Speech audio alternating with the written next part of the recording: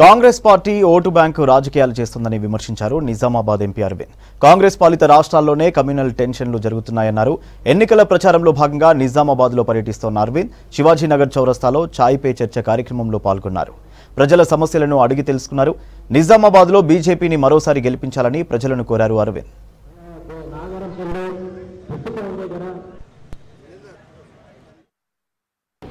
ఏ రకంగా కాంగ్రెస్ పార్టీ మతతత్వ రాజకీయాలు చేస్తుందో, ఓటు బ్యాంకు రాజకీయాలు చేస్తుందో, వాటి వల్ల ఎటువంటి సమస్యలు ప్రజలు ఎదుర్కొంటా ఉన్నారు. ఇక్కడ మీ ముందర ప్రజలే మీ దృష్టికి తీసుకొచ్చినారు. మా రిక్వెస్ట్ ఏంటంటే ఇటువంటి మీ దృష్టికి వచ్చినప్పుడు దయచేసి వాటిని హైలైట్ చేసి ఓటు బ్యాంకు రాజకీయాలకి భారతదేశంలో ఎటువంటి స్థానం లేకుండా చేయాలని ప్రజల్నే మనం కోరుకుందాము.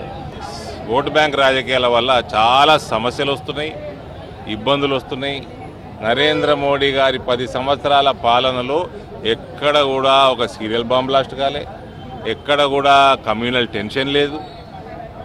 కాంగ్రెస్ పార్టీలో వాళ్ళ ప్రభుత్వం యూపీఏ ఉన్నప్పుడు ప్రతి నెలకోసారి గంట కొట్టినట్టు సీరియల్ బాంబ్ బ్లాస్ట్ అవుతుండే, ఏదో సిటీలో టెర్రరిజం ఫ్లరిష్ అవుతుండే, కమ్యూనల్ రైట్స్ అవుతుండే. ఇవాళ ఉత్తరప్రదేశ్, బీహార్ లాంటి ప్రాంతంలో కూడా సాఫ్ట్వేర్ కంపెనీలు ఇబ్బంది లేకుండా పోయి అక్కడ విపరీతమైన పెట్రోల్ పెడుతున్నాయి. అంటే that is because of Bharatiya Janata Party governance in every state. ఎక్కడనైతే భారతీయ జనతా పార్టీ గవర్నమెంట్ లేదో అక్కడనే ఈ కమ్యూనల్ టెన్షన్లు అవుతాయి. కొందరికి అవసరానికంటే ధైర్యం ఎక్కువ వస్తుంది అనుకుంటా.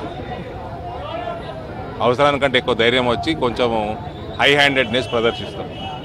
అదంతా కాంగ్రెస్ వాళ్ళు నెత్తికెక్కించుకోవడానికి దానివల్లనే ఇటువంటి సంఘటనలు జరిగి కమ్యూనల్ టెన్షన్ అవుతాయి.